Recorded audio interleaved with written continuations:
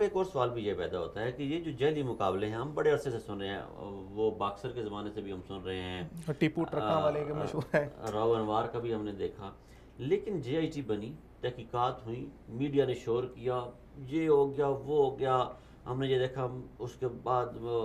मंजूर पश्तीन की एक बहुत बड़ी तहरीक भी चल पड़ी जो मुल्क के लिए अभी गले की हड्डी बनी हुई है।